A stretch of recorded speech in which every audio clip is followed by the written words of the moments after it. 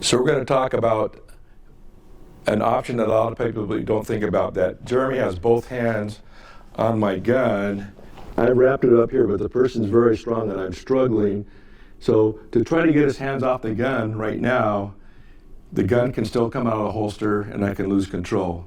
We're going to give you an option that's not really thought about, but I'm going to assume it's going to be pretty effective. So I wrapped this up to keep the gun from coming out. So the one arm has it here to where, see, it's still trapped in the holster, but now I can't get a hold of it to retain it, or it's still in the holster and we're fighting over it. So we're going to switch around here. So the gun is either partially coming out or I'm holding onto it here.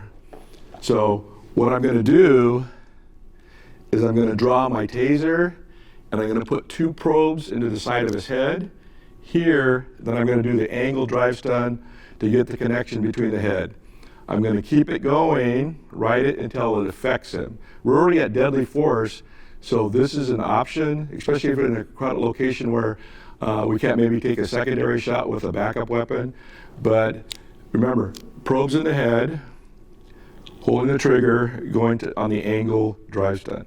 So the angle drive stun, if we put the cartridge on one edge, right, on one edge piece here, it loses contact and will go back to the head. So what's likely going to occur, and this has actually happened in deployments on the street, that 2 probes in the head will likely cause a seizure.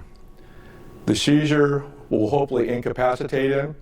It's not going to be a lethal seizure, because in the medical field, they will hook up 2, it's less likely to be lethal, let's put it that way, that if you put 2 electrodes, they'll put current into the head with patients that have severe epilepsy to induce a seizure, right?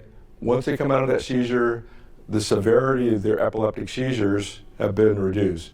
So we know that it occurs, but again, we're at a deadly force anyway. So getting them off here is probably going to be safer for this person, because likely any other one that officers are going to arrive would go to deadly force.